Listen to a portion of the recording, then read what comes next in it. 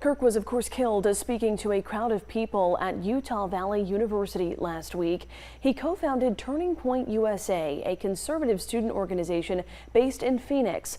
Tonight, the Turning Point chapter at the University of Arizona held a celebration of life for Kirk. 13 News reporter Raya Torres is joining us live from campus after attending the event at the Bear Down Gym. Raya, what was that ceremony like tonight? Well, Ashley, there were hundreds of people here, a mix of students and others who shared very similar beliefs to Charlie Kirk. All of them gathered in prayer and to remember him.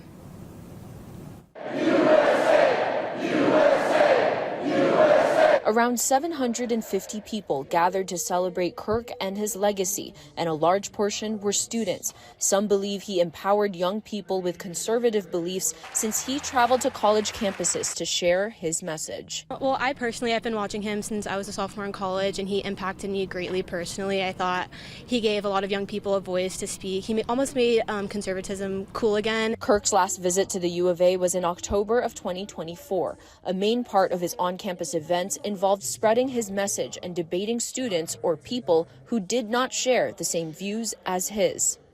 I admire his willingness to just hear both sides out. It was really cool that he invited people. If you disagreed with him, you were bumped to the front of the line because he wanted that open conversation. Throughout the celebration of life, some student leaders from the Turning Point chapter shared how Kirk's advocacy influenced them.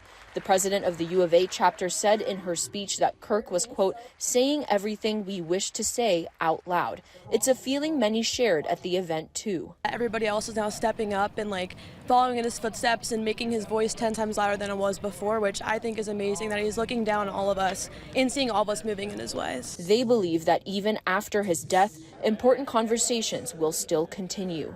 He gave people who didn't agree an opportunity to publicly not agree and stand on that, and he challenged it.